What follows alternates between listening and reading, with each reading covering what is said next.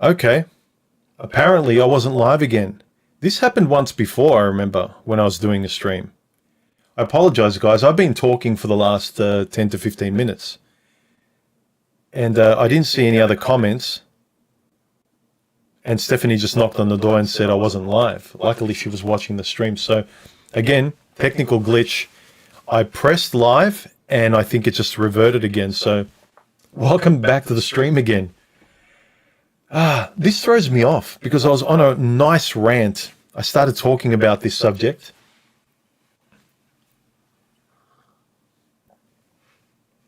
Okay. Bad reverb as well. Really?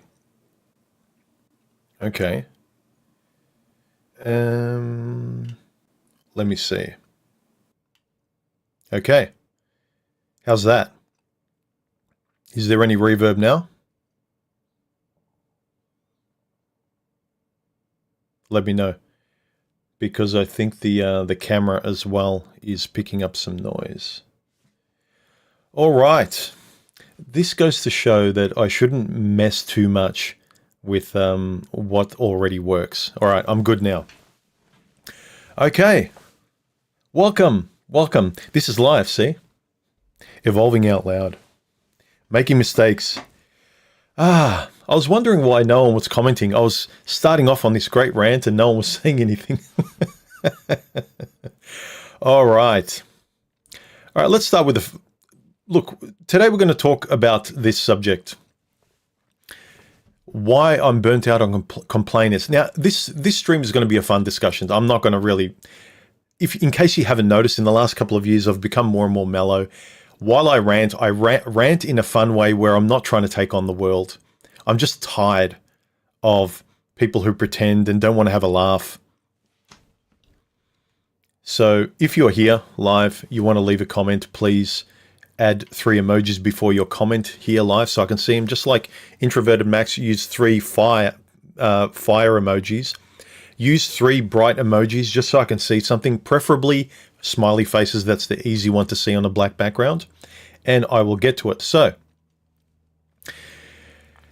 I've been having more and more discussions lately where I've heard myself say, I'm just tired of dealing with people that don't really want solutions. They just want to play victim and they want a pat on the back, because today we seem to be rewarding people who are victims. You know, give me likes, poor me, victimhood, sign this petition. We need to change this. The system needs to change this. No one wants to change anything in their own lives. Everyone's kind of lazy and wanting the system to be changed, or women to be changed, or the laws to be changed, or dating to be changed. And then I will have a good life. Well, I'll tell you something.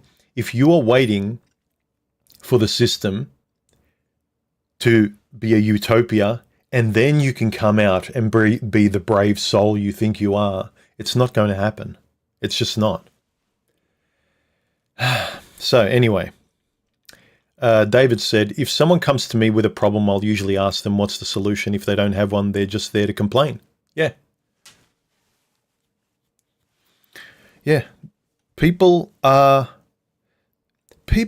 don't want to face their own problems, because once you do, then you can have more fun conversations, more relaxed conversations, accepting what actually is in your life instead of waiting for the lottery win of the system or other people to come by and save you.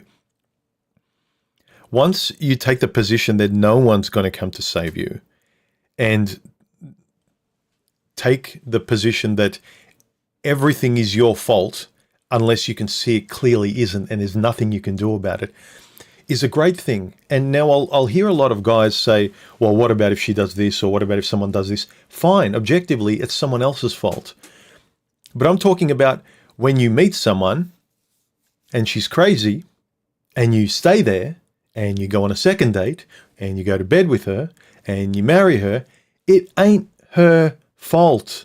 Just in the same way, we can talk about these single mums that go out with bad boys or marry people from prison or whatever it might be.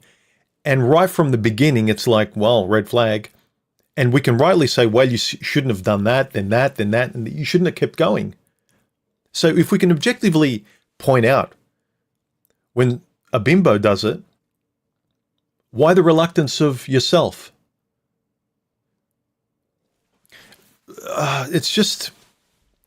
it's frustrating. I would love to have more just relaxed conversations with some of you guys, but a lot of times you get in chats even after streams or during the week, and there's regular guys I talk to, but there's other guys that they feel. I can appreciate that you may not have friends in your life or family or something like that. You know, you've got my sympathy.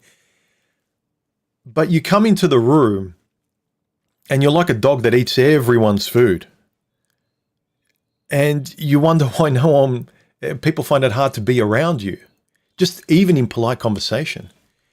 If you're like a very strange weirdo that only talks in your own little ism online, in your own little female group or male group or whatever political or religious group, and you only talk certain phrases, exact certain phrases, and then you wonder why when you meet a stranger, like when you go on a date or people at the shopping center, you can't have just normal chit-chat and be polite and have etiquette, then it's a you problem. It's fairly egocentric to think that everyone has to accommodate you. You're not the sun that people revolve around. Sorry. I think I'm a bit touchy on this because it's just tiring when you can see that this person hasn't been raised properly, or they're not socialized properly, or they live online all the time. They got no friends, but they're like a bull in a china shop in a conversation, and they just smash everything, and everything is everyone else's problem, and they think they're perfect. Just like the woke people, no one checks them. A lot of these people need to be checked, but I think that the problem is we're not out there enough. We're not out there riding bikes as kids anymore. We're not out there catching up with each other for coffees. I mean, out of all the guys I regularly talk with online, if any one of them was local, I would catch up with them face to face every single week because I enjoy talking to them here. I've connected with them as friends. I want to connect and catch up with them in real life. I wonder how many of the people out there who have someone locally, but they're just like, no, I'm not social. I'm just going to sit here. I'm not going to catch up with anyone. Then the problems you have socially, if you come on here, and I'm talking about relationships, women, friendships, life decisions in relation to other people, and the frustrations you have with that, it's a you problem. You refuse to dance with other people with basic etiquette. You want them to dance in your made-up dance, and you're pissed off that they don't know your dance. You're deranged. So, yeah, I'm just kind of burnt out on the kind of people that expect the world to revolve around them. I've met people online that speak beautifully in text, like they leave me beautiful comments in the comment sections, and they come onto Discord and we have like a discussion, and I'm surprised by the fact that there's such a big difference between the way they write beautiful ideas and words, and then when they get online, they're just weird. You can't talk to them. There's a level of sympathy, but a level of aggravation because they interrupt. They're not polite. Their jokes, you have to be in on their jokes because their jokes sound rude. They lack basic etiquette. They don't know how to pause or take a breath. Or conversely, you got people that write like morons, and then when they come on a chat, you speak to them beautifully like a normal person. And I've just noticed this kind of disjointed thing between people. We've got a super chat. Let's see. Sam Saylor, how are you? Thank you for the donation. He says, in the digital world, the complaints are not even real. In real life, they never seem to stop. I agree, human. Have you noticed, I noticed this back in the day, I was part of a writing group and we posted our work and comic book drawings and illustrations, basically a storytelling writer forum back in the day. It was only text and pictures, right? Nothing like this. And there were some real trolls in the comment section. And I remember a few times you'd go to the monthly meetups. So a lot of us who were in Melbourne, and there was a Sydney group and whatever, the Melbourne one was the most active, and we organized a monthly meetup of creative writers and illustrators. There were trolls in the comment section, right, who would fight you and be a-holes in the comment section. They would shit all over everything, and you just wanted to put their head through a wall. You went to these monthly meetups, and they were pussycats. They were smiling, friendly. Oh, I was just joking, man. Yeah, sorry about that. No one acts, very few people act like a troll. In fact, I would say no one acted like a troll in real life, because they'd get their head kicked in. They would. And that is what's missing. I think everyone acts tough, and everyone thinks that, well, you can't do that. It's like, yeah, let's get face to face and let's see what I can and can't do. People shape up pretty quickly. The law might come and save you later, but in that moment, whatever I do, I'll do. And you kind of go, oh, okay, we're human beings, we've got emotions, like I won't push too far. But online, you think your laws will save you, you can cancel people, you can whine and complain. Yeah, great. Your life is still lonely and you're a deranged moron. And I say that with sympathy because in a lot of ways, I was acting like a moron earlier in my life too. We all do to certain extents.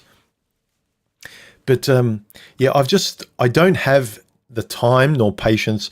I like making videos. I like helping you guys in my videos and these streams. If you get something out of it, you want to have a reciprocal discussion, things like that. Why am I looking at this camera when this camera's on? You know, I'm happy with my words and my ideas and my streams to kind of have a discussion going and stuff like that. But let's remember that when I'm talking, for instance, to David P here, David P's a real person. You know, he's not just an avatar. Cynical Optimist is a real person. Everyone is a real person typing these things. The amount of trolls online that act as though, oh, it's just harmless fun. We're all avatars. You think that just because you hide your face and your identity behind an avatar, you can throw crap on people the way they do to you as well, and some sort of fun game. That is why you can't have a relationship, because when you have a relationship with someone else, a friend, or go on a date, you have to be you. You can't be the avatar.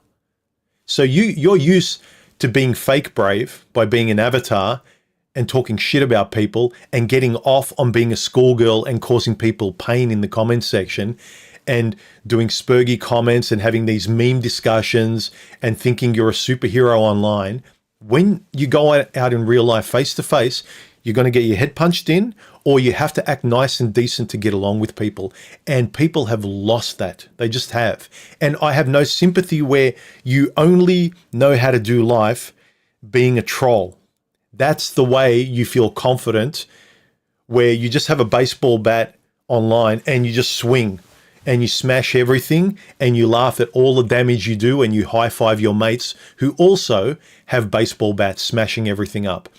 Go out on a date where your baseball bat is useless, where the date is over. You won't get, you refuse to let go of your baseball bat. That's the only thing you think you can protect you. You're like a 5-year-old with a security blanket or a dummy or a teddy bear. Let go of it. Okay. Let's go to live chat here. Ooh, cool.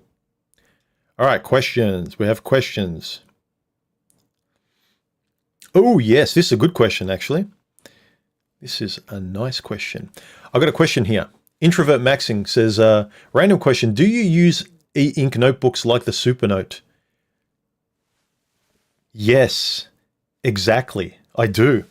I don't have it here. You might have seen it in one of my streams or videos, but I use Supernote 5X, not Remarkable's really popular. It's the one you see ads on. But Supernote I would highly recommend if you are someone who likes writing more than drawing or diagrams. I like drawing and writing. It's got the best feel of an actual notebook. Whenever I come up with ideas, I can just kind of sketch, draw diagrams, notes. I can just let my mind run free. So I would recommend the Supernote. So yeah, great tech nerd question. Thank you, Introvert Maxing. All right. No, I don't know if this is actually the case. Maybe it was, I think it was kind of my fault. I don't know how it was my fault. I could have bet my house that I pressed go live and it did. But I should actually press it and wait until it actually does and keep checking it, especially at the start. Because this has happened to me once or twice before. And no, I don't think it's got anything to do with the multiple cameras I'm using today. I don't think that's it. It's some glitch on YouTube. What are your guys', if that's a word, thoughts on, being burnt out on just the negativity and drama? Because it went from reality TV with the chick stuff like Big Brother and then the housewives and all that. Now it's made its way onto TikTok, onto reels and stories, and videos now are all sensational. It's all stuff that women get stimulated by, and guys are doing it. Look at the Fresh and Fit podcasts, the drama of people shouting at each other. It gets women in, and I'm sure they like it because they're obsessed with women. But the kind of entertainment that is just being promoted and watched by men and women is just female material. There's no, let's calm down and have a conversation where no one's going to be offended by a different point of view. It's weird. It's very weird. Yeah, Melee says you are the problem and you are the solution. Yep. Yeah. I will say also that while, we should be responsible for as much as possible, stubbornly try, if you can, to say everything's my fault in a reasonable fashion, because that will allow you to go, well, everything's my fault by default because I can do something. I can walk away. I can talk. I can say my piece. I can change something. I can put on runners. I can go for a run. I can get fit. I can stop doom scrolling. So by default, you are responsible for your happiness. But if after you've decided to take responsibility, there's something objectively that's controlling the situation, like it's really someone else dominating the conversation, not letting you leave, or you live at home with your parents and you can't do anything, or you're at a job that you wish you weren't there, but you have to be there because you've got to pay the bills, and for the meantime you have to find a way out there. That's fine, but I think a great first stance is by default to be responsible for everything reasonably and to always try and do the right thing despite how you feel. And once you start, dealing with that slight uncomfortable feeling, well, look, everything's my fault. I guess I need to pick myself. I need to go to the supermarket. I need to get fit. I don't feel like going for a run, but I will. Otherwise, you're going to blame everything outside you. Nothing's your fault, like a lot of people online. Well, I would get married if there were a better quality of women, and I do want to have a family, but the system, blah-de-blah. Once we get the system rolled back, my red pill brothers, then I will be able to bloody. It's like, that's never going to happen. You guys need to get out of the video game. Your life is running out a day at a time. Every Tuesday is the same Tuesday, and you're waiting for a utopia as though the government's going to say, okay, Bobby, let's roll it back. We've stressed you guys enough. Things are getting out of control. Let's wind it back to when men and women got along. Why would the system do that? Why would they want to? What's in it for them, given how well the system works for them now, with us at each other's throats, us lazier and lazier? People won't even make YouTube channels anymore. I remember when I started a YouTube channel, the kind of guys that I would enjoy talking to in the comments and, offline on Skype or Discord, they would be starting their own channels as well, and would be this cross-pollination of ideas and response videos and us being on each other's podcasts and things. None of that. People are even too lazy to write properly, speak properly online, let alone even create content. They only create content because it gets clicks and money and that kind of stuff. You can start a business online. No one's interested in trying to be happier online in the discussions and the media that they produce. I don't watch any manosphere content.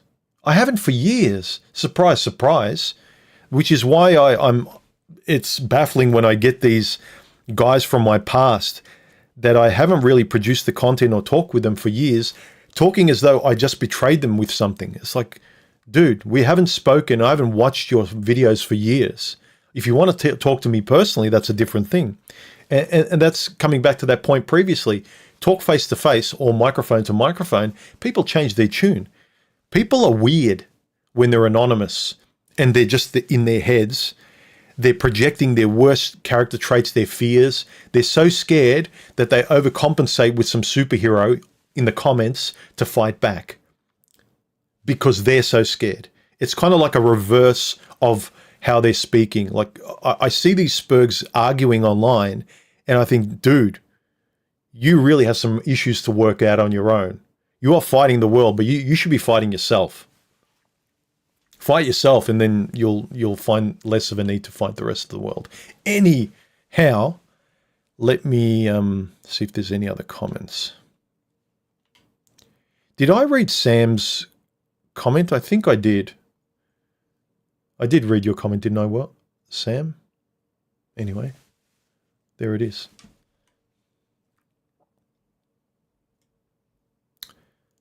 Yeah, I'm just losing my patience. Maybe it's becoming a grumpy old man. I don't know what it is. But, hey, Melee, we can go to Melbourne and guilt human into buying coffee. Sure. The people I talk to that I've had chats with and I kind of trust you where I've had a discussion with you, I have no problem catching up with you guys for a coffee if I'm free and you're free. But if we get along, that is, I'm not just going to catch up with anyone. There are some guys who have politely asked to catch up and they're locals, but I've never spoken to them before. And they're like, I've been watching your content and I really want to talk to you about X, Y, and Z. It's like, dude, I need to get to know you more. And you never hear from them again. I never get to know them somewhat organically online. Let me know which camera angle you prefer as well. This is my usual one, using the Canon EOS R. And this is using my old, very old, like 6-7-year-old camera, but this one's, I agree, this one's more beautiful, I think. But let's go to Old Faithful here.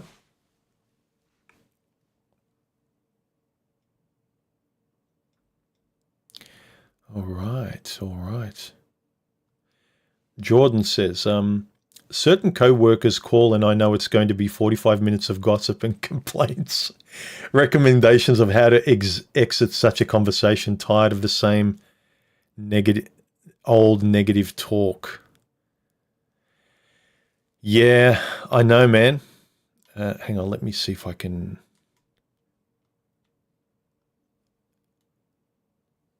No, I can't get it to be any more than that. Sorry, dude. Actually, no. There we go.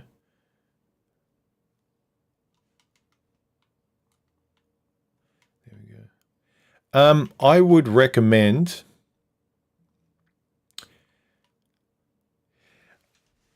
inserting the phrase anyway as quickly as you can and then just saying, I've got to get back to work. I've got to go to the toilet.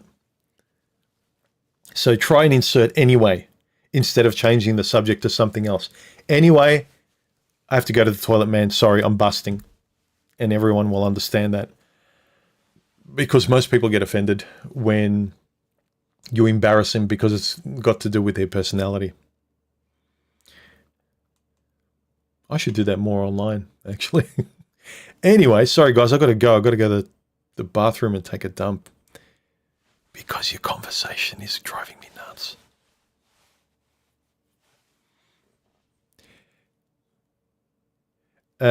What does this mean? I'm not sure what this means. Betting married is not a solution. Yep. How bad do you want it? That's the question. Yeah, I think if you can take emotion out of those frustrating emotional moments, right? So, yeah, I don't want to go for a run. You switch that child off and you go like, no, we're just going for a run. You got like, we just mechanically do the thing. Because I know yesterday, that's what inspired me. That I know that's the right thing to do. Whatever the right thing to do is, I'm going to do that. I know that's difficult. It's not easy, but I usually just shut the mouth of the little child inside me that's emoting. because the adult's trying to speak and they have to shut up. And the adult's usually emotionless. The adult is usually the one that knows what the right thing to do is. It's not hard. Look, sometimes I don't succeed myself. A lot of times I'm lazy. I eat the wrong things. I stay up too late. I don't get sleep. So again, this isn't me saying I'm perfect, but as much as you can calibrate yourself towards, I'm responsible for everything, and I will always try and do the right thing by myself and not lie to myself. I think that's some of the biggest umbrella, best things you can do. Glaber Dan says, if I'm talking with someone and they start saying anything negative, I just put my hands up and respectfully tell them I'm not interested. We need to remember that we can choose what to let in. This is true, but I would also add the caveat. Sometimes I've been around people that don't want to talk about anything negative and that's not always great. If they're sensibly trying to talk and they want to have a conversation, some people need help. Sometimes people are in a bad place. And if they're in a bad place and they need advice or a friend, and you say, like, dude, your negativity, can you just be positive? I just want to see clowns and juggling and puppy dogs. I don't need to hear about your divorce or your parent just died. Can you tell me a joke instead? You're being insensitive and you're being the idiot. So I would say there's that caveat. But if you're around people who are always negative, yeah, I agree. I just put the hand up and it's like, dude, are you going to complain? You said this before. Every time we get together, you're always whining about something. They complain about their partners. Oh, my husband or she always this. And it's like, dude, leave them. Otherwise, you just say the same thing and you can laugh about it, but let them know, dude, you're a tape recorder. You're a doll with a string at the back that you pull. And every time you speak, you say the same phrases. These kind of meme people that they know what memes to say in a conversation, both offline and face to face. It gets tiring when you're a person that wants to have a real-time conversation.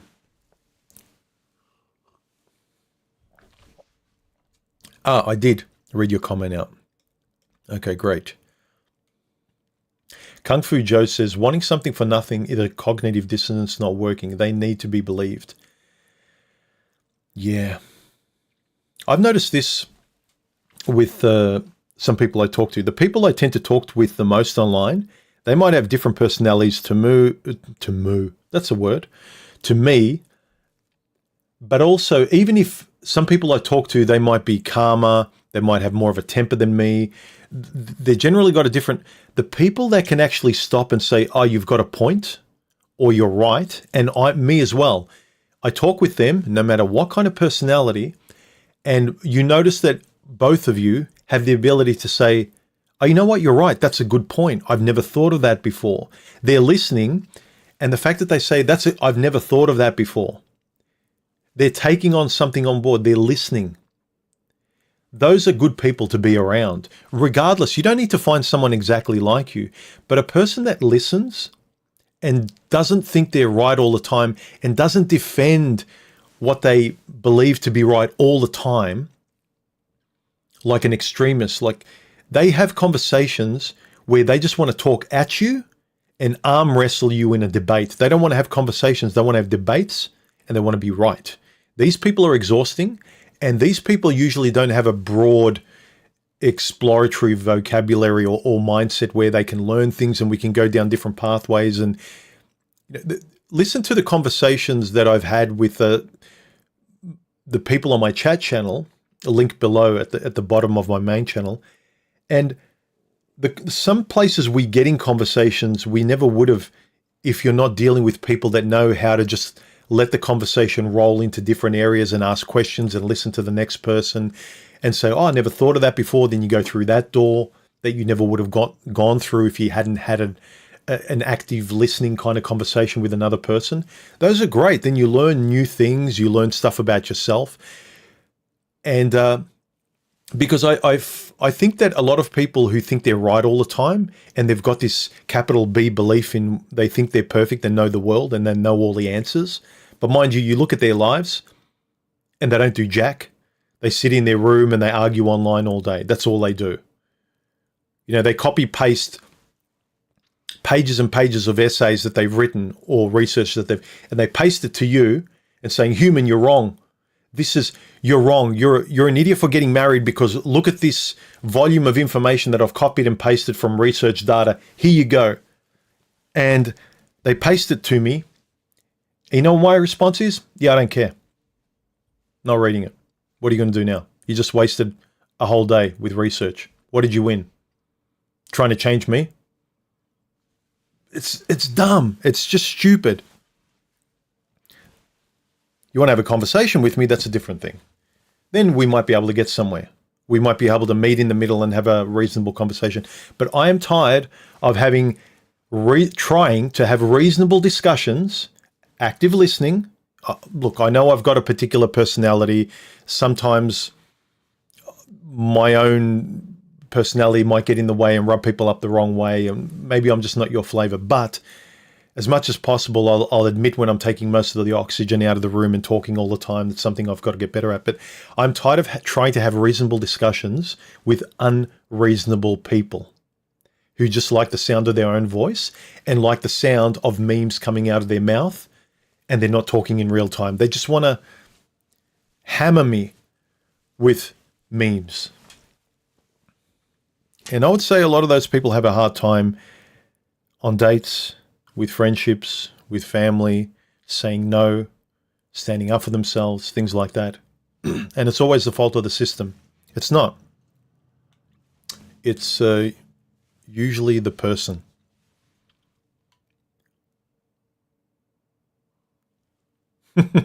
Human doesn't mix his coffee except with other coffee.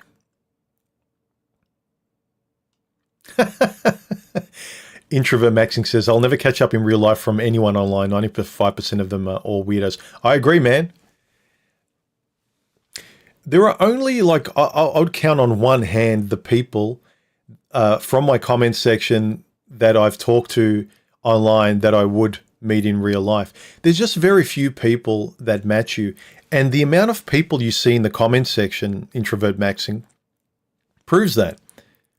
Where people are so particular and varied. I've talked about this in a video where the older you get, the harder it is to find a partner, a compatible person for you, let alone a friend. Friendship, finding good friends is harder as you get older. Finding a good partner, lover, girlfriend is not just harder, it's getting towards impossible the older you get because you become more and more specific. And being on the internet just shows you the billions and billions of different variations of human beings out there. It makes you feel small, and I know it's a little depressing sometimes, but that clarity should sort of say, well, I've got to live in the real world a little bit more because that's the only thing that can save me. But the more I spend online, I'm just going to shrink. The world is going to get bigger. I'm going to shrink online, and I won't find it comfortable to be with anyone. Not in a real sense, not to catch up with a coffee. And because catching up with someone like me, having Stephanie in my life or having a real friend, it helps you in a very real three-dimensional tactile sense of knowing that you're not alone. This digital space where you've got 1 million followers, thousands of likes and subscribers, it means nothing because it betrays your sense of reality. You might feel like you've got a big group of people online, but your body, the sense of you that touches grass and goes outside and takes a dump and has a shower and goes to bed, that sensory deprived flesh and blood person has no stimulation. You are trying to stimulate parts of yourself as a person just mentally online that cannot, it's a poor simulacra for what you should be doing in real life. I'm not a social person. I don't have many people in my life, but I have important people that I spend a lot of people in, touching, hugging, talking to, things like that. And I feel like a lot of people don't. As I said, my sympathy goes out for people who don't have a choice, but some people just burrow and burrow deeper. Go to the supermarket more. Go for a walk more. If you've got friends you catch up with all online, have a coffee with them, just out of curiosity, if nothing else, just to see that what's in your head doesn't match in real life. And that should tell you something. Okay.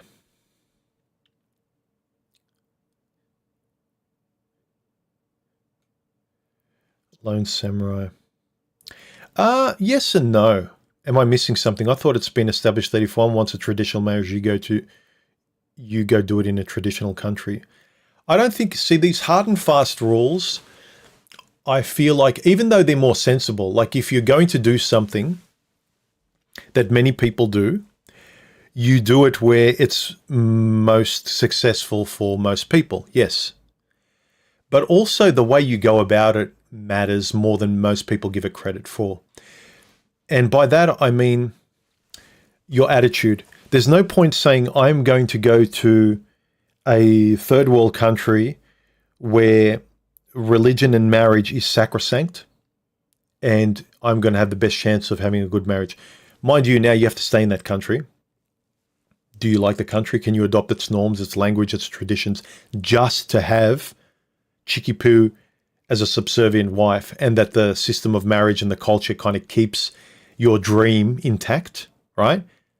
Do you want to hand over that much structure of your happiness over to the religion, the country, the system, whatever, and you've never lived there? If you've lived there, fair enough. Do what you want again. But I was born and raised in Australia, and I knew that I like my life, and relationships with women always frustrated me because I always thought I was going about them relatively reasonably. And Westerners are very, very unreasonable in the way they approach relationships. They act somewhat like they do online. The kind of personalities, the troll, weird personalities people have online, you meet portions of that on dates. And you realize, man, like I'm not nothing special, but I'm now left with like weirdos and divorcees and people who have been left by their husbands or wives, and they should have been left because look at the way they are. They're on edge. They need therapy. And then there's people who just escape online who never think they need therapy. So if you want to go to another country because marriage is that important to you, okay, but just be aware that the environment you have to live in that country to stay married. Marriage was never that important to me. A partner that I could trust and I enjoyed being around was more important to me because I've never been wired to want to be a father. Say of that what you will. You can call me any name under the sun. I don't care. But I've always known I'm not father material. Look, objectively, I think I am. I'm like when you see the way I talk in these videos, I know the difference between right and wrong. If I had to be one, but I want to be a father before I have to be one. I was always of the impression, like if any girl I was with in the past got pregnant, I was never going to be the father. She could do whatever she wanted with the laws. I would sell my house. I would go to jail. I would make her life a living hell by denying everything and making everything difficult for her. But if I was the kind of person, I have to want it. I know having children is an important thing, and so I need to want children, don't I? And this is the discussion I come to with people who try and shame others for, you have to have kids. It's the right thing to do. It's for the species. And I say, okay, I'll try and be reasonable. Convince me to have kids. Don't shame me, convince me. Okay? Let's be polite and civil. I'm all open, okay? I'm not being a smart aleck. Convince me. And they can't. They just resort to shame. I can no more. You can't convince me any more than you can convince a gay guy to be attracted to women. It's just the way it is. Convince me, you got a chance. But shame, and especially with guys today, shame doesn't work anymore, or very little. We've just had generations and generations of shame. Now it's so much in the open that it's like, really, that old joke, everyone's heard it before. So anyway.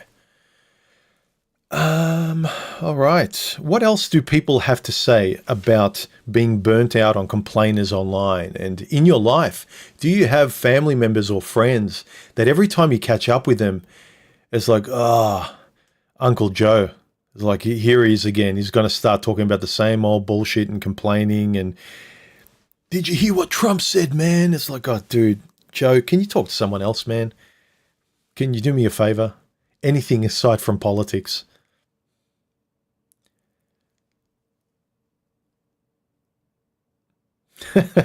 Rocket says, I'm a big fan of cookie cutter solutions.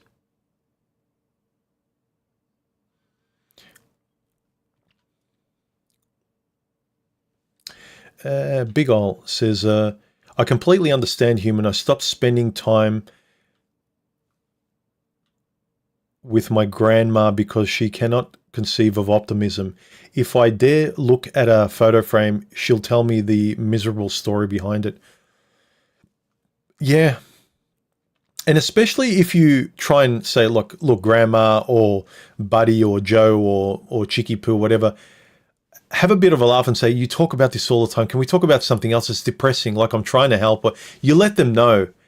And they might be embarrassed and fight back at you, but it's like, look, you don't need to fight. Like, I just don't want to have this conversation. Every time I catch up with you, you just start complaining and you don't stop.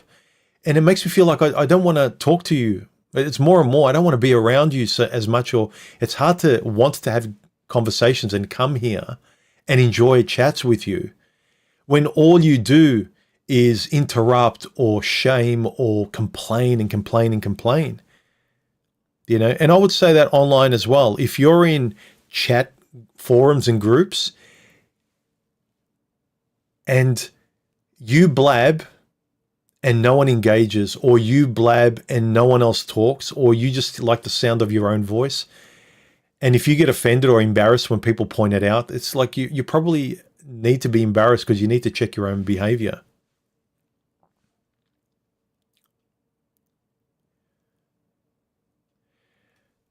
Super Duty says, bro, my dad, can you do me a favor and not start a sentence with bro? My dad is with a bad woman, and every time I talk to him, he's having drama, but he can't leave. Weak. Yeah, look.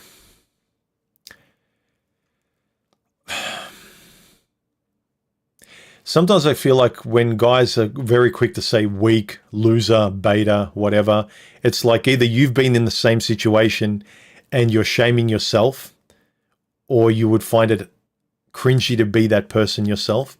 I get it, but I know I've kind of been a guy who's stayed longer than I should have. Took me months and months before I told a woman to fuck off, where I reached my limit, and I should have said it earlier. So if your dad won't speak to you, if he's being like an idiot where he just defends her and he doesn't talk reasonably and he thinks the sun shines out of her ass, that's different. But some people, if they're not being cocky about it, I would just leave them be and not be too tough. Don't act like too much of a dude, bro.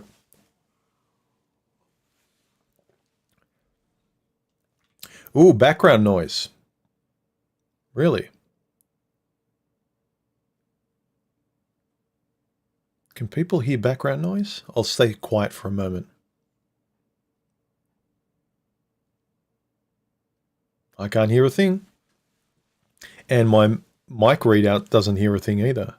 So I'm not sure what that could be. Anyway. All right. Zaman 2020 says, have you ever met people? Let me move this down. Where is it? Chat.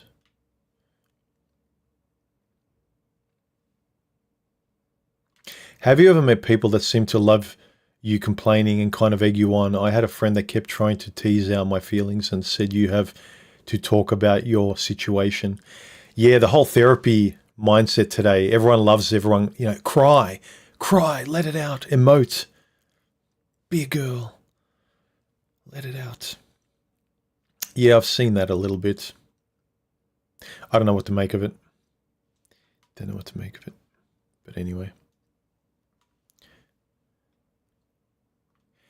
How do you balance time between your hobbies and your wife? That's a good question, actually. Her and I are similar in a lot of ways. She's more of a writer. We're both kind of, we like storytelling, but she's more of a prose writer. And I like comic books, short stories, videos, and things like that. So I do my storytelling in a different mode to her. So she understands my little world where I have to kind of isolate myself in my brain doing creative things on paper or focusing on the screen. And she does the same thing on her screen. We both like staying at home. And even if I'm in the study here, she's in the other room doing something similar that I understand and that I do. So we don't have separate lives. The stuff we like to do together, or even just on our own in our own heads, we're still in the same house, and we get where that comes from. You know? So why am I looking at that? I'm used to... We get where that comes from. So I would say that you need to find a person that's not diametrically opposite to your values and your personality. So don't go out with someone who likes to party and is always out there and hates being at home alone. And you're a creative person like me or Stephanie who likes space and likes a personal one-on-one conversation. I'm a one-on-one person, an introspective, like laser focused on the subject kind of person.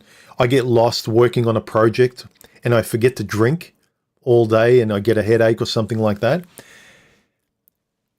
as opposed to someone whose mind is everywhere, who's social, who's, you know. So I think that's where the problem lies, where you get different personality types trying to have a relationship together. Stephanie and I have different characters, different individual characters, but we're the same kind of person. We understand each other. We can talk on the same plane. We live the same life. When we got together, she was living a similar life that I was living, but her as a woman. So I don't feel like I have to balance a lot, and I don't need time to myself away from Stephanie or anything like that. Am I in focus? There we go. Yeah, so it's not really an issue between us, but interesting question. Might answer that question on our chat, on our couples channel one day. How do we balance our hobbies and our marriage? Well, I have to say, it's actually, life is a lot easier being married. Again, I'm not recommending marriage for everyone, but you don't notice how much you can lean on your marriage when you don't feel motivated, when you feel flat. Conversely, when you're on your own, all of the weight is put on your mind and your mood, and you have no one to turn to. You really don't. But when you're with someone, when you're married to someone, then you lean on the marriage itself. It's like, yeah, I'm not going to worry about my problems, my issues. You know what? I can't be bothered. I'm tired or whatever. I'm just going to hang out with my wife. I'm going to hang out with us. I'm going to do something like... The marriage is a great kind of chaperone or thing to be responsible for outside of your own shitty problems. So I found being married actually is a great release valve for a lot of things that I had to hold on my shoulders on my own.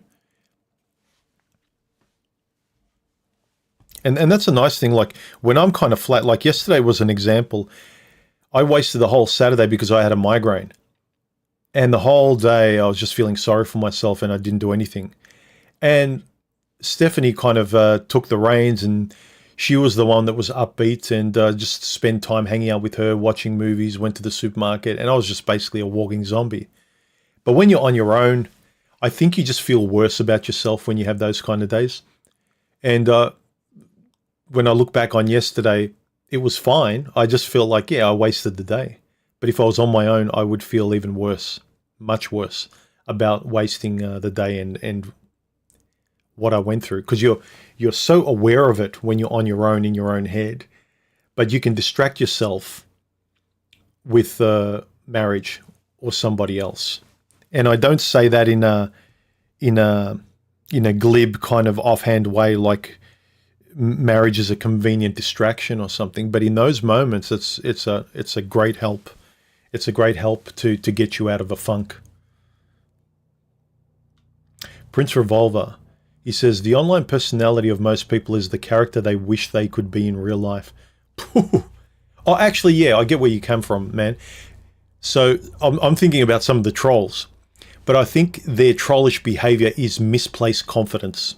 Yeah, I agree with I agree with you, because the confidence they have in trolling, I think, would be the same as they wish they would have the same confidence to stand up for their boundaries. So to say no to a woman, to say no to their dad, to speak up for themselves, but they do it in a childish way by saying, no, troll.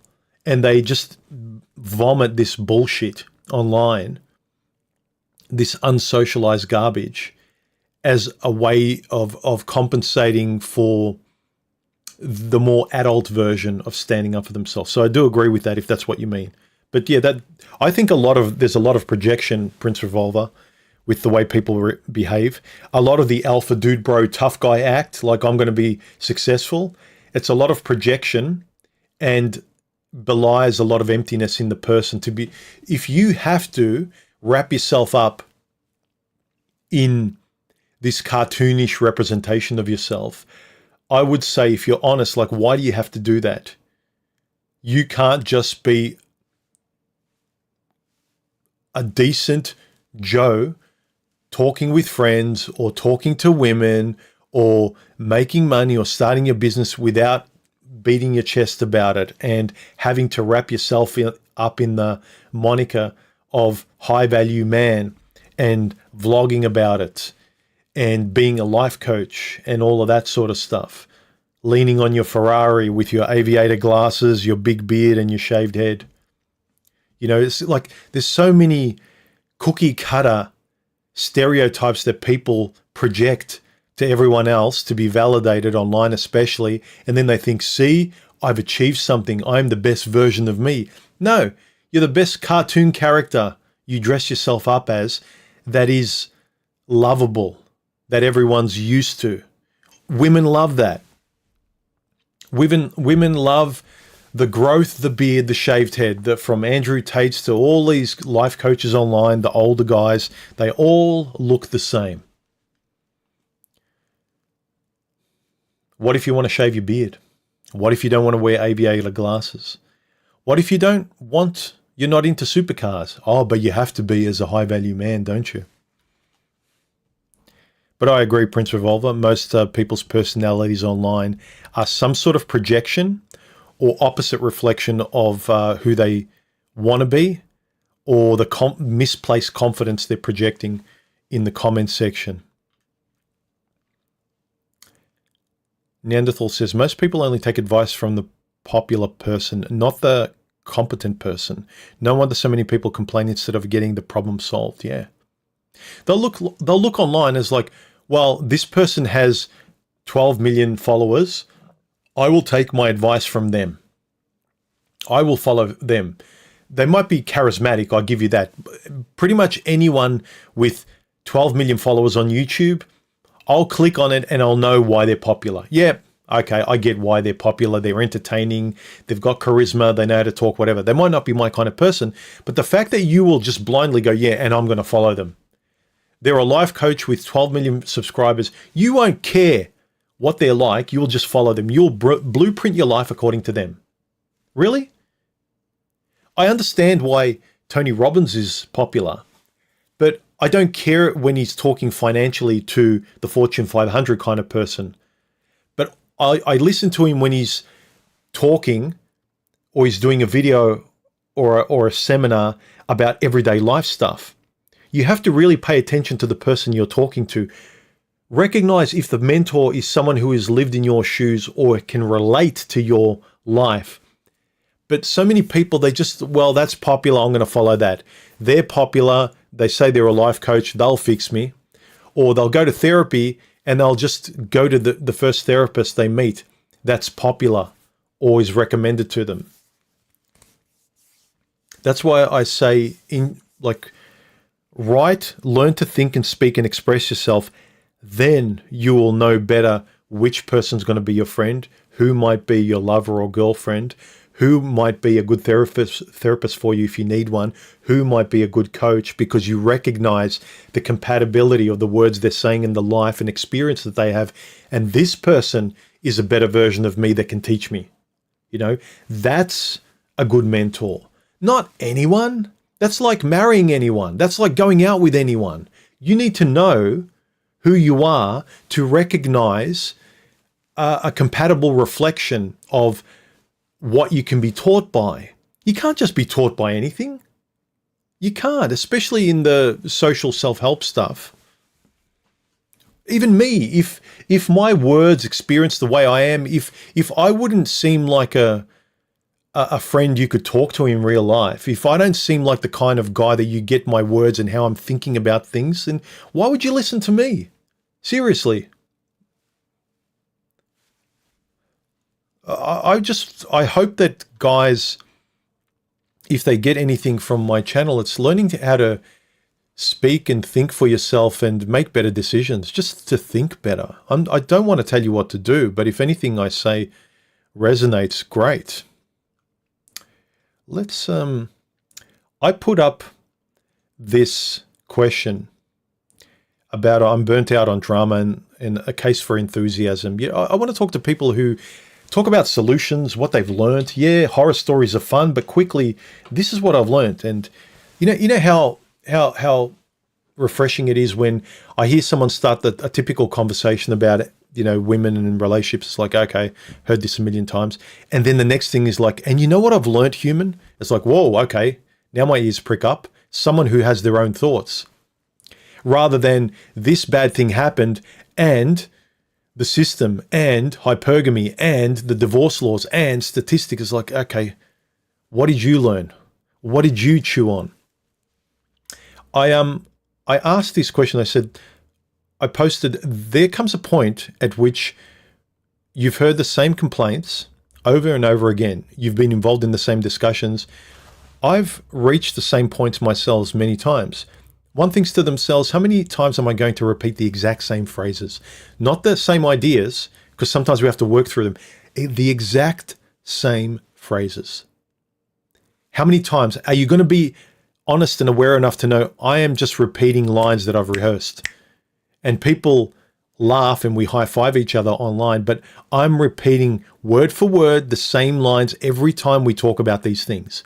That is something I think we should all be aware of. No matter how well-versed and how knowledgeable you are in certain topics online to do with dating and relationships in the world and politics, if you pay attention to the way you speak, if you let out rehearsed lines word for word, like you're quoting a movie or a book, you've got a problem. You are good at memorizing defensive quotes, smart quotes. You are no good at working through problems in real time through generated vernacular in that moment. And I intentionally use different words in the way I just described what I said. So you really need to be aware of speaking in real time and not just memorizing things to feel safe in those conversations. Because guess what? It's not going to work on a date with Chicky Poo. You think you can have a whole bunch of defensive talking points up your sleeve? You might get away with it for a few dates, but if she likes you and you like her, you're going to start getting nervous because then the real you comes out that has nothing to say and cannot speak in real time. Have relaxed conversations with actual people. When you're on online, like if you're online here with a whole bunch of people, right? Say you're in a chat forum, really just remember, Steven, Just a Guy, Rocket, they're all real people. Treat them like a real person and demand that they hear you and speak like a real person. I hope I'm not being too woo-woo on all of this, but the problems most people have when they spurg out in the comments is the fact that they just don't want to say, like, what's the harm in me speaking like myself? I'm tired of all these robotic tough guys and robotic power girls out there. I don't care. Just, have your dogs and your cats and just like, I don't want to hear it. Save my ears unless you want to talk reasonably. I want to have a conversation. I don't want to have a debate. I don't want to hear your memorized manifesto about how perfect you are and how bad women are, or vice versa. I just don't care. You can copy and paste as much data and research. You wasted a day. I'll just say, I'm not reading that. I don't care. I'll live my life. But human, marriage doesn't work because of blah, blah, blah. I don't care. Do you honestly think I'm going to divorce Stephanie because you've copy and pasted some research from God knows where. Copy and paste me how I should get rid of my family as well, how I shouldn't talk to them because there's peer-reviewed research. Do you think I'm going to do that? Am I sane? I have to trust myself more than I'm going to trust research. I'll take it into consideration, but there's certain things that, dude, I have to trust. I'd be a lunatic to trust everything except for my own intuition and my own reasonable confidence around the things I have experience in. So that's why I encourage people to go out, even with people they know online here, and have a coffee with them and see if you can trust them.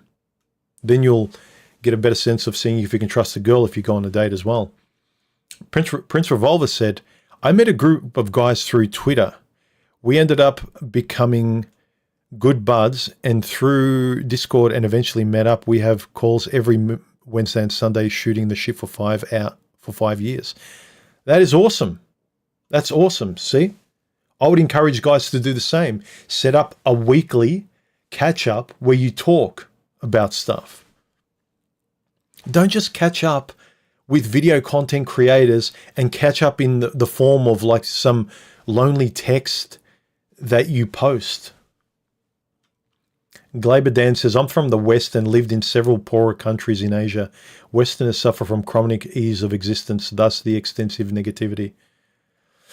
Yeah, I think a lot of people in the West, we let out our id, our I.D, our internal dialogue, our internal weird, voice in our head too much online.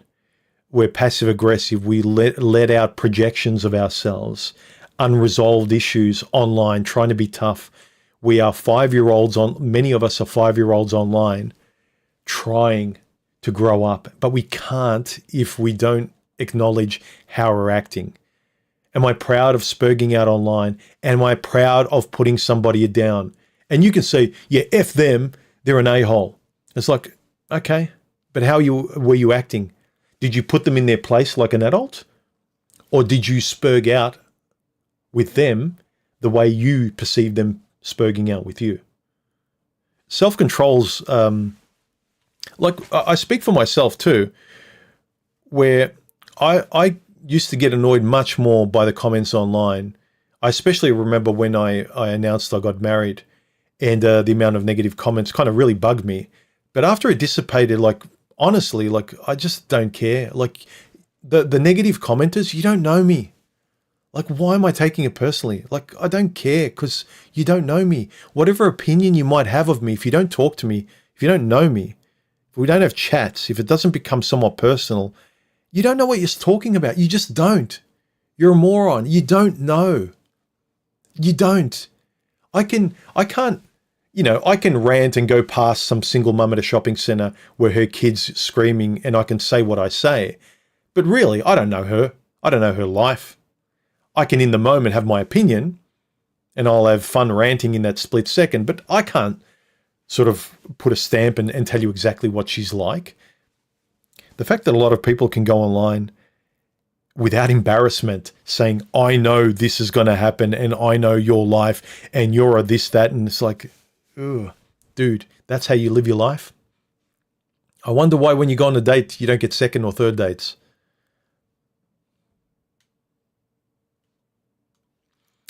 Big Ol says, the kind of love you feel for your child incomparable to any other. It's similar to how you describe marriage feeling like a unique experience.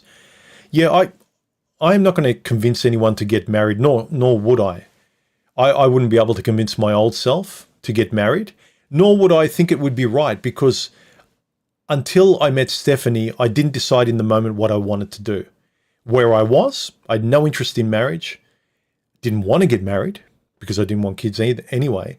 I just wanted to find a companion. I only made a different decision because of Stephanie and the moment I was in and what I wanted then going forward. And it's very hard to objectively justify and explain it to other people. And again, I say I wouldn't. I'm not trying to convince anyone to do and live the way I want. At the most, what I would convince everyone to do is to think for themselves, know what they want, and not be afraid, and project onto the world and spurg out in comments and call women and men this. You're not getting anywhere. You're acting like a child. I would encourage people to be braver and to say their yeses and nos and to think better and, express themselves better and things like that. But to tell you how arrogant would it be for me? Yeah, you need to get married and do this. I'd be acting like a parent. Get married, have kids, follow this religion, do all this, and your child is miserable. It's like, why are you making your child suffer? If you say you care about them, why are you making them suffer? So, yeah, I don't get it. How are you supposed to describe subjective feelings and the arrogance of trying to convince someone of your subjective feelings? You're an idiot if you don't buy this microphone. You're a complete moron and an idiot. Any other microphone, I don't get you guys that don't buy microphones. Like, say you just do a stream with your USB microphone or your phone or anything. I'm going to sit there shaming you because you don't use a semi-professional microphone. Really? Like, it really shows how much of a moron you are if that's your position. If you have to put down other people, I think you have the problem. If you can rant and have fun and joke with other people, but you can also take a joke too, that's fine. But if you kind of get on your high horse and you think you know what's right, then Kung Fu Joe says, I'll convince you you'll love something more than anything you ever did. You'll leave something behind and you'll get new inside. Eye the world. You'll understand how insignificant complainers. I can't understand the grammar, Kung Fu Joe, sorry. Prince Revolver, thank you for the super chat. I appreciate it, man. He says, communication in the West is terrible. I'm a millennial. I see people from my generation and Gen Z saying they don't like talking to people unless it's through text. It gives you room to hide and pretend. Yeah, exactly. Look at this. This is an example. Prince Revolver, it doesn't surprise me you're millennial actually. The way you write and the way you communicate, you actually are more centered than most people, most millennials that I've encountered. And that's to your benefit. So first, communicate, write well, and then try and replicate the way you express your feelings in written form. I haven't met too many people that write really badly. Actually, yes, I have. But but you really need to learn to write and speak better. It's going to help you everywhere, with your family, with dating, in your own head, man. When you're on your own and you're fighting the voice in your head and you can't win.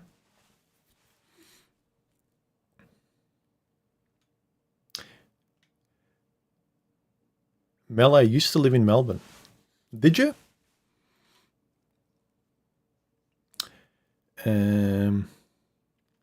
Jordan says, human, you say you're introverted but speak a lot in the show, and I have a hard time picturing you short for words with others.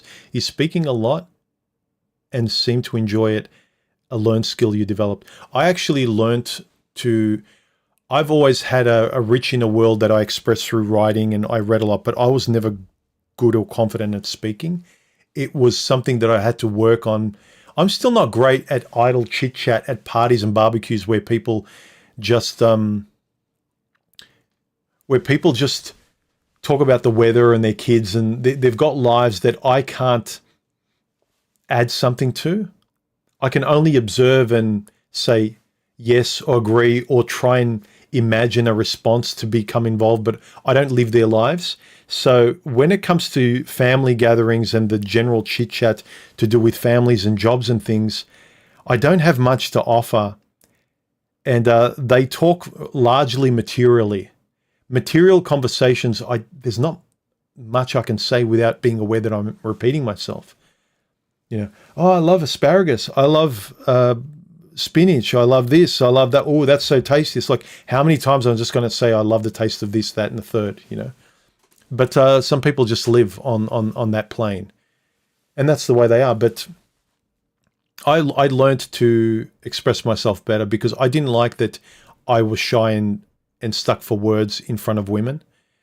I didn't like that objectively I knew I was a decent looking guy when I was younger. I'm not saying I'm anything special, but given how I looked and how I take care of myself physically, and I knew that my speech and expressing who I am, like getting them not just to see how I looked and how I showed up and how I was punctual or whatever, but backing that up with the only true thing that can represent who you are, which is your speech.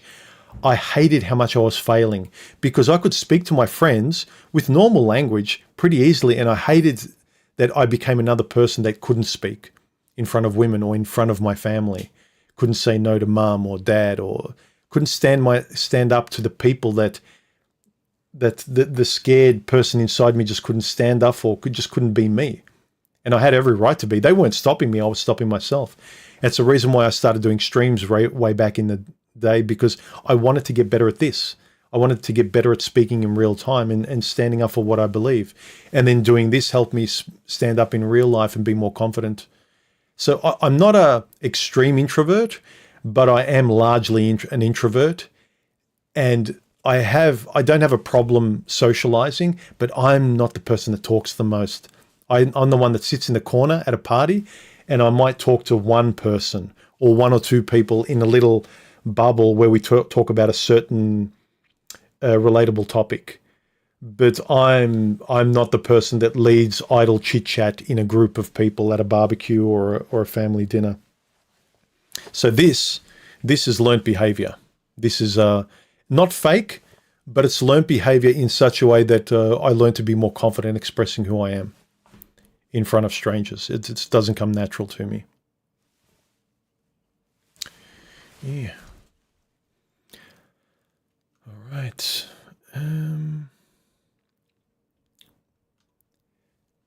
How many men project manosphere ideas onto women to the point where they go on hundreds of dates but never actually speak to the woman? Yeah. And how weird do you look? Think about the conversations that you might have heard in the manosphere, right? They're fun. They're very male, but they start to become the vernacular in them. You start to create words, lingo, and jargon that you only know in the manosphere. So words like hypergamy, monkey branching, male mother need, just the specific divorce stats and laws and things that are very researched and show that you've gone into that subject with a lot of detail. You go on a date and you start talking that way with those words that you need to explain the meaning of them, you keep making the conversation awkward with a girl if you have to keep getting her to understand how you speak. First impressions matter. And if the first impression is always a roadblock where you need to explain your vocabulary, you're kind of weird. She wants to feel relaxed as soon as possible on a date, and you make her feel anything but because she can't even speak English to you.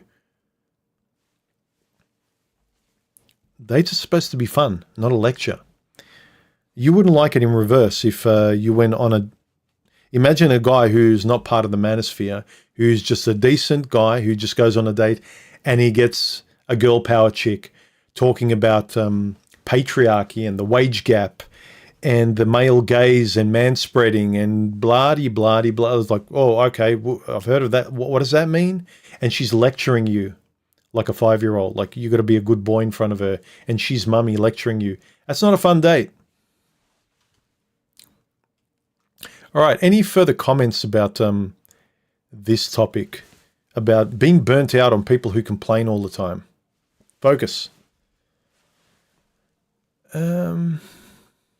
Brandon's Best says, it takes some critical thinking skills to sort through the charlatans amongst the gurus, and communicating is also a skill that has to be refined, yes. But it gets refined when you have more honest conversations. As I said, look for cues when you talk to people where you can just say hello, talk about your experience, and you and them both say, you might say something, a story or something that you've heard or thought about, and they'll say, I've thought about this, or have you ever thought this, and the other person doesn't try and debate you. And you hear the phrases in a conversation like, that's a good point, human. I haven't thought about that because that happened to me. It's all very personal, reflective. They're listening to you. They might think they're right, but then you elucidate a point where, look, I haven't thought about it that way. That's a great point. You know, where you can bounce off each other and learn something and enjoy learning new things. But if it's just an echo chamber of we all have the answers and we're just going to throw self-justifying memes at each other to are we just patting ourselves on the back in a conversation? Or are we there going, yeah, I screwed up. Yeah, you have a point. That's stupid. Can you laugh at yourselves in a conversation? Can you put your hand up and say, yeah, I was an idiot. I was wrong. Yeah, I'll never do that again. Yeah, you know what? It wasn't all her fault. I was an idiot because I didn't speak up. So that's on me. How often do you hear that in the manosphere? Not often. Those are the kind of conversations, and not just in the manosphere. Those are the better ones. Those are the ones that can help you be better in conversation and reflect more, learn to speak up, where you know you've got nothing to fear with putting your hand up where you've been wrong. Because you want to admit, yeah, this is reality. I screwed up here. But also you can admit when other people screw up. But it seems like in the manosphere and online, people just like pointing at other people when other people have screwed up. It's kind of cowardly. You've got to do a 360.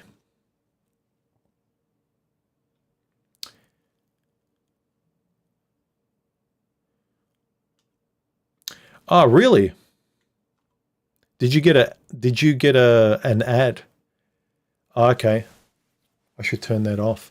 That's one of the, you know, when you start a stream, like there's a lot of like updated like things you have to check on and off. There's a lot of defaults that you have to uncheck.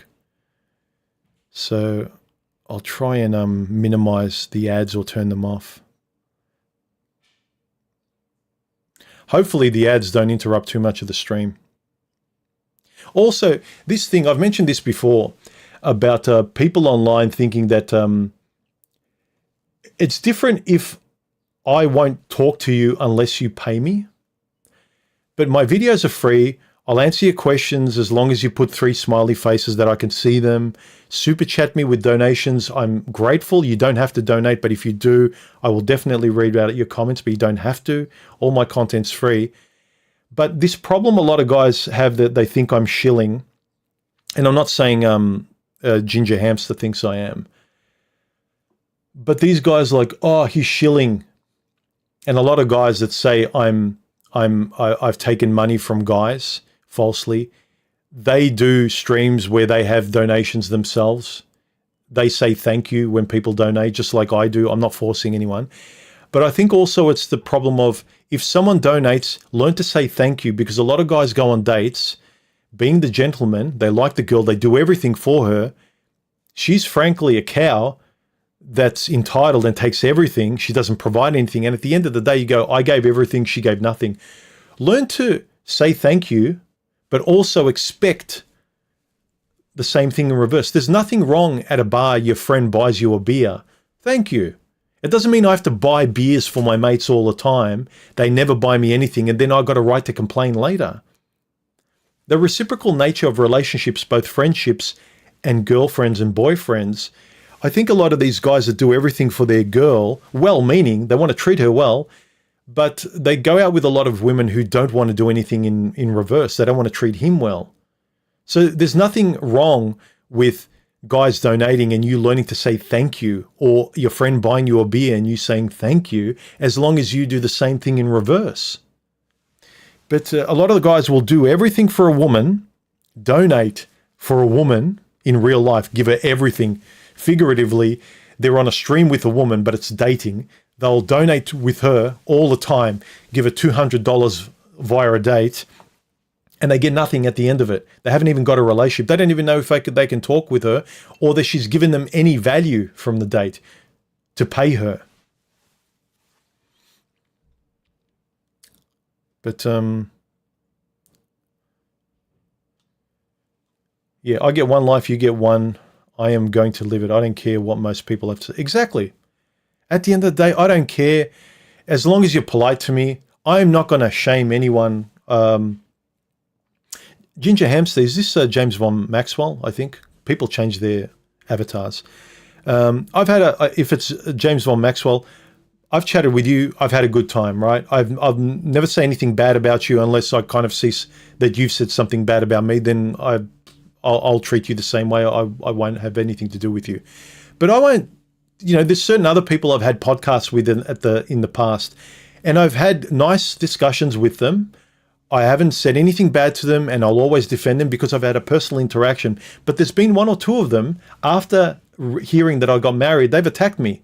And I'm thinking, for what reason? What have I done to you? Okay, I won't talk to you anymore.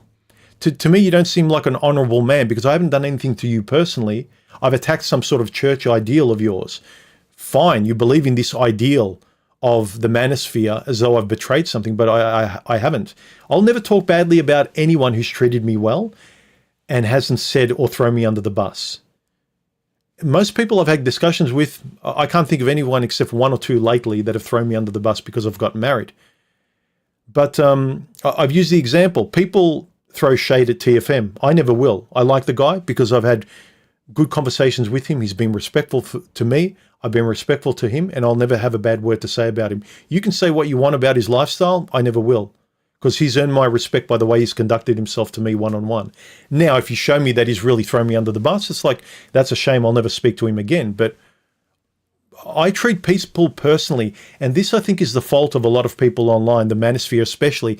They treat men and women as concepts. You need to take this personally.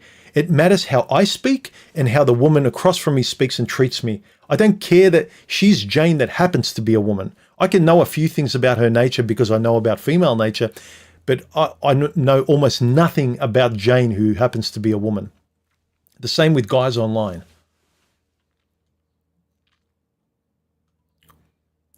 I wonder what space women are like. What does that mean? Glabber Dan says, and by the way, some of you guys that might think I'm not answering your questions, please put 3 emojis before your question like Glabber Dan did here. Far out, man. This reverse pointing? I can't get it right. My coffee's already cold. Focus. Focus. Here we go. It's important to learn to let go of our own negative views or perceptions before avoiding other people's negativity. There's an old saying, it only takes a small man to carry a grudge. Yes. Yes, yes, yes.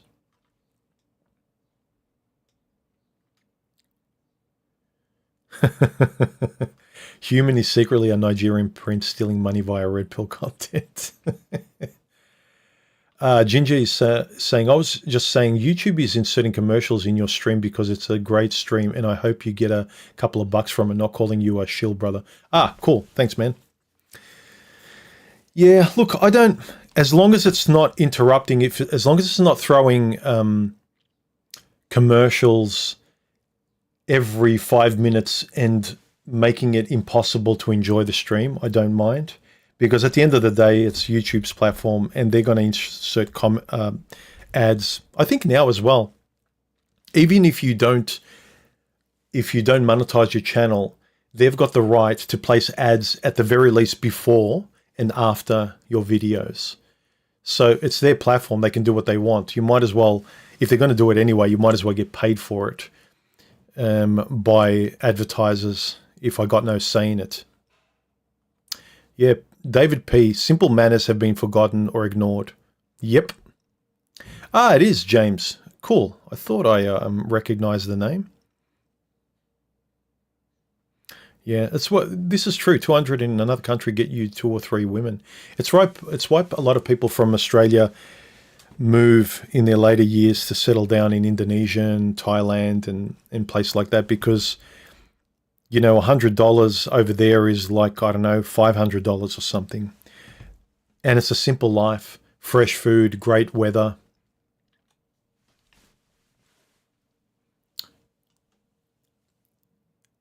XIBU Cyber Surfaces, I agree with what shouldn't be blind copy manosphere talking points, but to be fair, we all know social norms. You don't need to go on a date for those. But do a lot of people know social norms? Do they? I think people can nod. I've talked to a few guys online that they nod, and it's like telling them the sky is blue. But no, have you paid attention that the sky is blue? That's a bad example. A lot of guys online will talk and like, yeah, I know social norms, as though it's a given.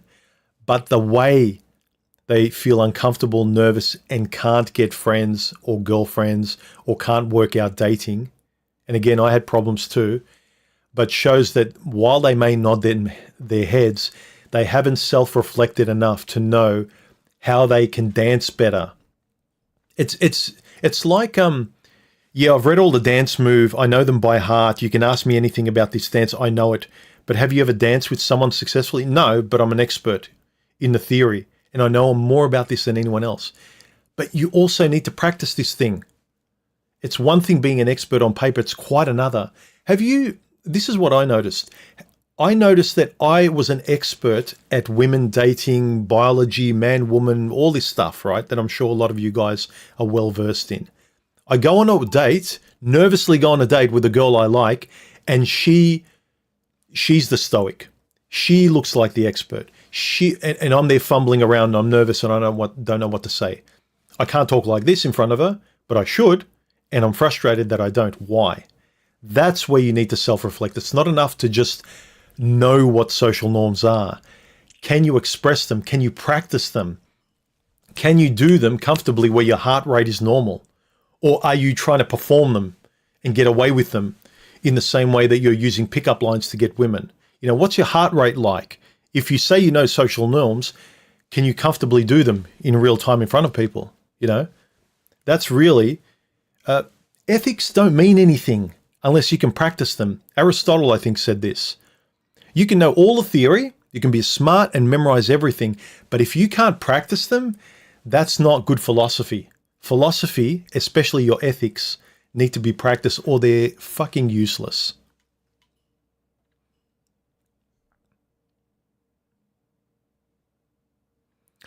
Ah, cool. They put the stream back to where the commercial is inserted. They don't let us miss any of it, so it's good. All right, so they buffer it. That's good to know.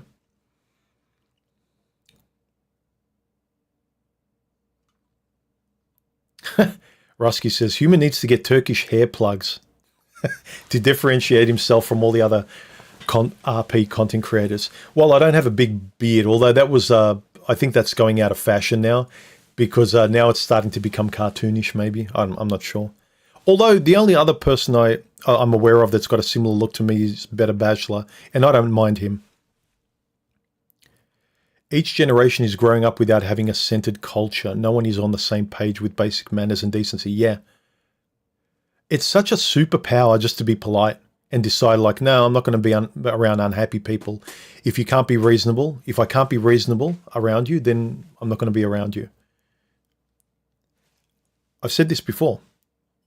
I have never wanted children. I can't stand screaming kids that haven't been disciplined by their parents. It's a failure of the parents, but it's not the kid's fault. But sorry, I hate you, kid, and I hate your parents through you, and I know it's their fault. But if I can't stand and I can't tolerate uncivilized children, what makes you think I'm going to tolerate uncivilized men in the manosphere who just know how to speak eloquently, who've read a lot of stuff, but you strip that away, they're a 5-year-old who's, throwing around chocolate cake. I don't think so. I don't think so.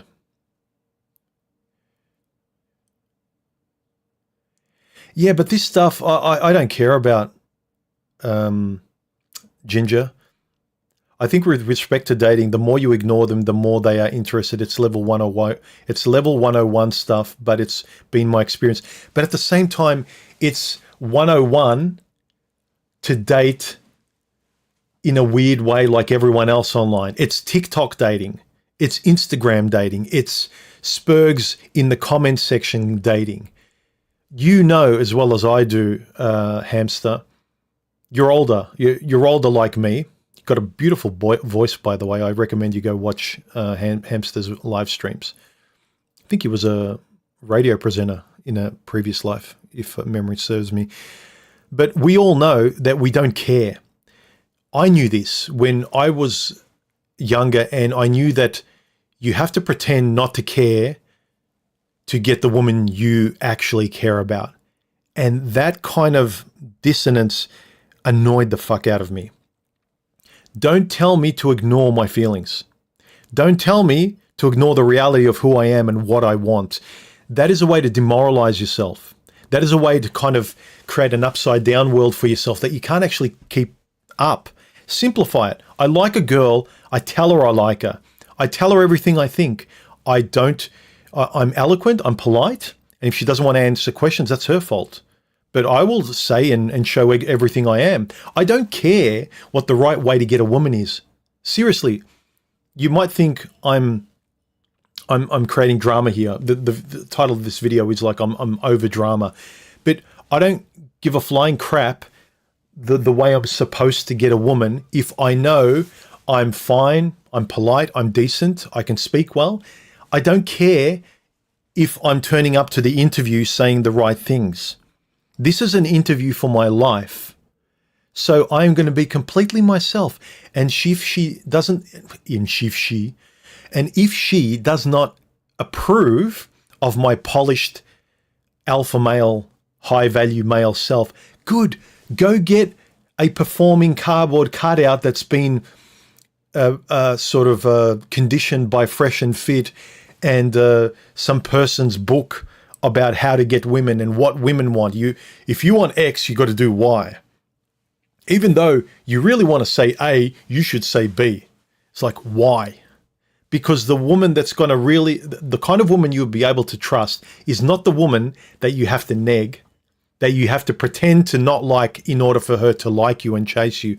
The kind of woman you know you can trust is you can say and be exactly what you feel and exactly what you want to express to her, and she will like you for it and understand you directly. The indirect communication and game playing of relationships is what's fucking everything up. And everyone's trying to sell you that you need to indirectly game each other in these male-female ways because that's the way we are as animals. I don't care. If I want someone I can trust, I want to trust that they see and hear me exactly and directly. That's why I love Stephanie, and that's why I married her, because she's direct. Some women might say, well, she's got a lot of male characteristics where she doesn't play games and she's not that romantic and stuff. Good. I can trust her completely because she can't act. I don't have to wonder if she's got a headache, she's got a headache. If she wants X, she wants X. If she doesn't lie and she doesn't pretend to say nothing's wrong when something's wrong. I let everything out of my mouth, whether you like it chicky poo or not. Love me or leave me. And if you love me this way, then I know it's real. So again, this is what wasn't kind of rebutting anything against you, Ginger, but these are the games you need to play to get the cardboard cutout woman. Yeah, the meaningless cardboard cutout woman that you might be able to get into bed once, that's dangerous because she might get pregnant and ruin your entire life. Don't you want to get someone you can trust that sees you clearly and you see them clearly? Dude, not you, but fuck, some of these ways that people say to socialize is beyond me. Prince Revolver, thank you for the super chat donation. He says, TBF, what's that? To be frank, yeah, most women hear hundreds of scripts from everyone. It's easy to understand why they are more versed than men in certain areas. Yeah, but isn't it curious how now men are being versed like women are being versed? Men are told to game their way socially and through love and relationships in the same bullshit way that women used to with their romance novels. Men are doing the same thing now. We have been pushed back so much by not just girl power, but the romantic girl power game playing, make up reality bullshit that is in their world. Guys are making up something else, some other bullshit that will push back on their bullshit, and we're trying to be together in some sort of authentic way, and you won't. All you can do is say, I don't care about your script. I don't care about your Lord of the Rings version of getting together as men and women. Can we just be pedestrian about this? We go on a date, we say hello, we let down the guards and we talk. If a girl turns up to a date and she's all up herself and looking to be impressed by you, and you sense that, and you're like, why don't you want to talk? Like, I thought you wanted to come on a date. Make it real. If she doesn't want it to be real, if she wants it to be games and impress me, then okay, bye. It is not difficult if you make a decision to let go of the games. There's a lot of great theories online. We make videos about all this stuff. I've enjoyed making theories. I love having conversations on theoretical discussions to do with biology and the way women do things and why do women do this? Why do women expect this? Why do men do this? And blah, blah, blah. It's interesting. But if you really want to, you're tired of banging your head against the brick wall, then stop and do the things the way it's supposed to be done and be damned with the way they tell you it should be done. If you know it's good enough for my friends, it's good enough for my family and my buddies, it should be good enough for me to show up pretty much as myself.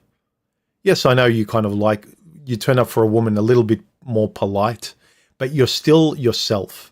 But you don't have to transform into something different and maintain that transformation and those lines and words and perform like that person. And that's what I wholly disregard. Any other final comments before we wrap this up? I think I've been going for an hour and a half here. Sorry for the hiccup at the start of the stream, everyone. But again, I'm pretty sure this one wasn't my fault. I hit go live and it said you're live. And then I pushed that screen away and then I was just talking to the camera. And then no one was chatting. And Stephanie knocked on my door and I'm going, what are you knocking on my door for? I should take that as a cue. Anytime Stephanie knocks on the door or Karu phones me, it's the stream isn't live. Yeah.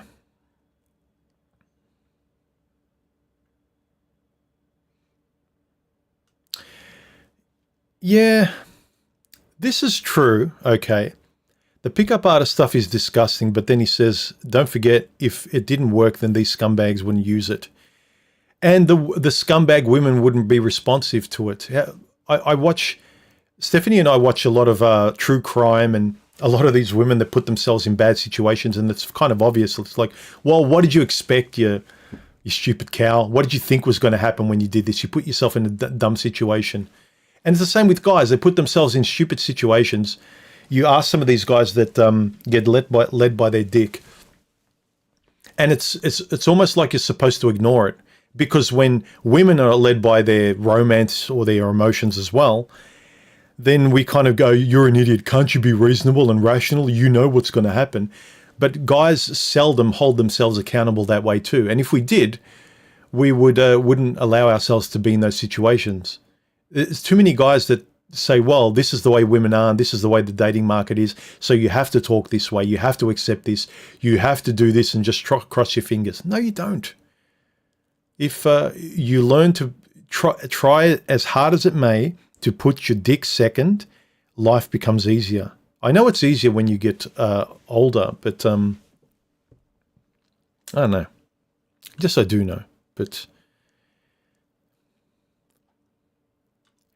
Big Ol says, human, you act like all women don't respond to the same stimulus. Even the most trustworthy, godly woman responds to cockiness, looks, money. Yeah, that's true, but I'm talking about the personal distinction between the average woman and the one that you particularly want to exclude to all others. Like, how do you know she's right for you? We can talk about like what generally women respond to. Yeah, women, Stephanie has a lot of the typical women cues that most women respond to. Like, I know that. That's fine. But the question is why I picked her to the exclusion of all others. You know, what made her different? Yes, you pick the best general woman with the best general responses. Like if her as a typical woman, she was an equalizer on a sound system, you know, you got certain things she's got more of and less of. Okay, I can live with that typical female. Okay, she's got that as her base. On top of that, what's the very specific thing she is that I can live with day in, day out, 24/7. That's the important thing. Too much focus is on the basics that you should realize is just the gateway to go on a date with. But a lot of guys reckon the equalizer of the basic foundations of a sensible woman, a woman that's just polite, is good enough to marry or have kids with. She's not. A lot of guys don't care about the personal interaction or compatibility you have with this person. I'm not discounting that most women... Oh, God. What's happened now? What's happened?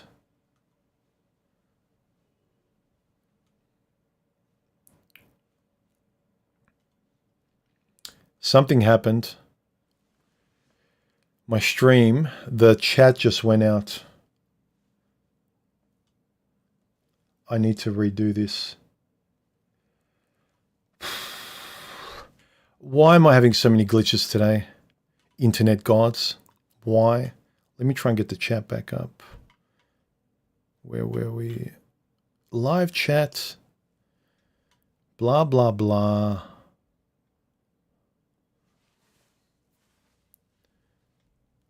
Okay. Okay. All right. Now, ooh, okay. She's back up. All right. It's important to learn to let go of the negative views and perceptions, blah, blah, blah. I think I've read that. I agree that we shouldn't blindly copy manosphere. I think I've read that. I read that too. Sure, sometimes you have to transform just to get the attention of that woman. Remember, I wouldn't say you need to transform. I think you need to be polite and honest, and she'll see your enthusiasm if she's a genuine person. I think like will respond to like, but if someone's performing, they don't see or they resist someone who's not performing. They're uncomfortable around someone. Because I've met people who are very comfortable in their own skin. They're not performing, but they're wildly not me. And I'm grateful that they're showing themselves, but you don't really match with me. But I applaud you for being yourself, and we had a nice conversation. It's not awkward. Living different times for a young man. It wasn't as bad as when we were younger. It's crazy. Yeah, it's true. Guys are going through different things today because they're living online. A lot of women put themselves in these stupid situations. Yeah, but F them. Who cares? Let them learn the hard way. Same with guys. Fuck the guys that keep being led by their dick and turning up being victims and going, oh, it's women. It's not. Why do you expect women to be better than you? Why? If you are a hive out like men are better, men built the world, it's like, but you can't stop yourself just running towards a candy store. Men are great, not you. Why do you expect the women you're dating to be better than you? You should be better than the women you're dating. Go in there with that arrogant, self-righteous, protective, self-serving attitude. Not to be a misogynist, but just to have some dignity. Be better. Don't expect her to be mummy on a date, taking care of the little nice guy that just wants to be loved. Come on. Be proud of yourself after the date.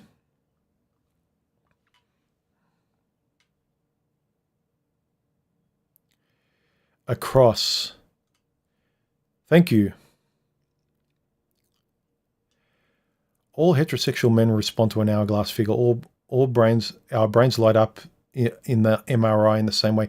This is interesting. I don't know if this is true. Maybe there's studies, but I can tell you, like, I found women who are super fit, and I've dated a woman who was a fitness model years ago, like 15 to 20 years ago. And I remember her straight, fit, toned body, while it really excited me, my body did not respond to her. But every woman, and this is getting a bit personal, but every woman, including Stephanie and women who have an hourglass, beautiful figure, my body responds to automatically. It's weird. And it annoyed me. It's like, why can't I respond to these women in the bedroom? I want to. They excite me. It's almost like a fetish that your body's not responding to. It's like a mental fetish or something. I don't know. Maybe it's admiration. Like, I admire the work and discipline that went into like a super fit body, but my body, my nature doesn't like it. It's like, yep, nah, not getting excited by it, even if your brain appreciates it.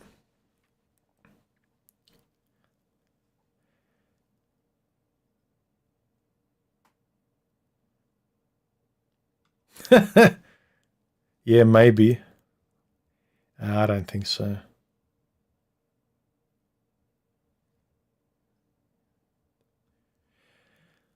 Yes, and I think, see, again, maybe it's me just, I got to the point, I went, when I was younger, I really tried to be nice and present well and be the decent. I was brought up to be decent and respectful and look how you appear in front of people, and your appearance and reputation means a lot, and blah, blah, blah. And you just kind of present, trying to be the best version of yourself. And at some point in my 30s and certainly early 40s, I just felt betrayed by all the women I was trying to be nice to. And then when I was like, look, I don't care anymore. Like, I don't respect you until you deserve some respect for me. So I didn't go into dates not liking them, but I went into dates not caring. Like, you will only come alive to me as a woman that I actually like once you start respecting what like. I turn up looking well, smiling, and being polite. Like, I'll turn up as a respectful, like almost like a job interview. I'm going there, hi, how are you? Nice to meet you, blah, blah, blah. I don't go there liking them. I go there being really interested. And when I start to see a human being smiling and responding and letting down the guard, then I do the same. Because every time I went there, and you might think this is game playing, but it's not. It's just self-protection. Like, I'm going to be polite and decent, and I'm going to start asking you questions that I'm interested in, and I want to get to know you, but I'm not going to fall in love with you before I fall in love with you. And a lot of guys do that because of expectations. You've got to learn to kind of limit that and hold that back. Because just don't let people earn your respect. Be nice to them, be polite, be respectful, but hold people at an arm's length respectfully. And don't let them into your home until they've proven so. So, and especially for women, later, man. Especially for women, I don't know how a lot of these women get themselves into situations that are watching these true crime documentaries with serial killers and stuff like that. Just, yeah, I'll come into your home. We just met. I don't know how they do it. Even the few one-night stands that I have, and that women let me into their homes, because I don't think I've ever, no, there was one, but most of those experiences I had, women, they just kind of let me into their apartment. I was like, you're either a really good judge of character, I don't know how many times you've done this with other people, but you're just rolling the dice every time. Anyway,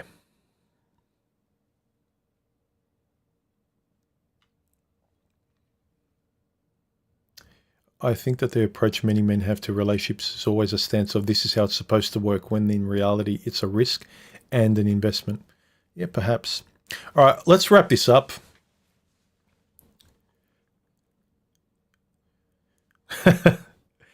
Yeah, I'm fed up with the people pretending to want help, but all they want to do is be entertained, and they recite memes from they're talking about dating, but they're not dating. They're not trying to date. They can't even talk to you properly in conversation on Discord or chats or in the comment section under a video. The way they speak and their rudeness, their lack of politeness and civility, it's like, yeah, I understand why you're finding it difficult to date or you don't have friends. You're rude. You're weird. Become less weird. Have better conversations online and stop reciting manosphere garbage. Thanks, Shadow Ghost. All right. Any final comments relating to this topic up here about complainers? And yeah, I just wanted to have a casual conversation about just being more of you. Like, my name's Bobby. My name's not really human. In real life, my name's Bobby. Just realize when you're talking to people, like when I talk to Ginger Hamster here, right? He posted a few comments. I am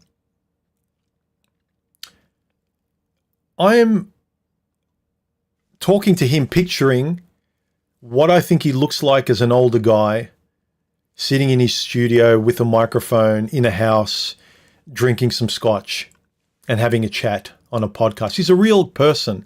And I talk to him like he's real, and start having more real discussions like that, like realizing that this isn't a game, this social stuff online, the manosphere relationship stuff. It's about real people struggling with real stuff. I don't want to seem like I'm being soft and woo-woo and all this stuff, but all your problems about this, and I'm just tired of trying to have, I'm coming to these conversations online and on Discord with guys trying to have real discussions about the problems they're having, and they just spew out memes, and they're not even talking with me. You could tell they're playing a video game while they're chatting, and they're just spewing regurgitated, memorized quotes about women and stuff and studies. And it's like, just talk to me like the person you are. So I just wanted to have a discussion about, I don't have patience anymore when they say you don't care about men. I don't. Just like I don't care about women. I don't care about these cardboard cutouts. I cannot care about you more than you care about yourself. Come to the table as the real you. Who cares what women respond to? And like, yeah, present well. Don't be an idiot. Learn how to be polite and speak your mind. Be eloquent. Be an interesting person with interesting things to say. But don't perform. Be yourself, and you'll maybe come across someone that is fine with you being the way you are. At least then you'll know you can trust something that's real.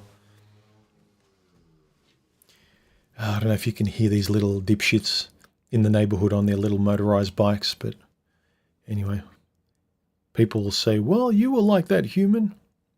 Was I? Was I really? All right, let's wrap this up. Any final super chats or comments? Thank you, Prince Revolver. I appreciate it. Thank you, Shadow Ghost. I appreciate it. But you can always say you care about the issue. Yeah. All right. If you've got a microphone, jump on my Discord server after this. And please, on the Discord server, some of you guys, you know who you are. Stop talking all the time and let other people talk.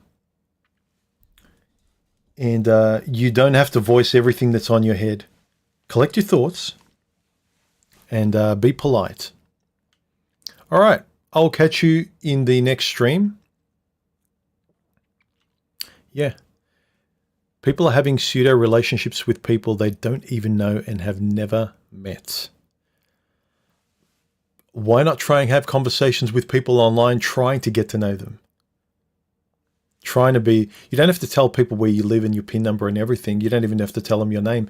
But apart from those very specific personal details where weird people could find you, just don't give any private information, but have conversations as the real you, rather than presenting essays and being correct and debating people.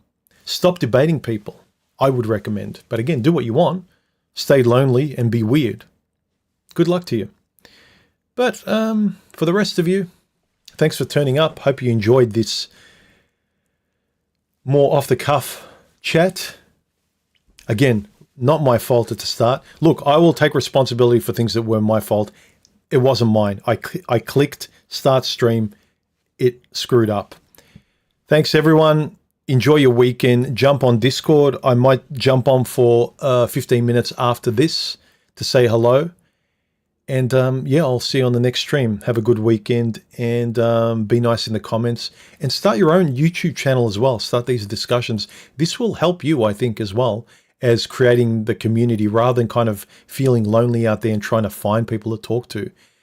Create a YouTube channel, show who you are, tell people what you think, don't spurg out, don't perform, don't try and be a high value male, and then you'll find people who naturally like your character. Just a thought. All right, bye.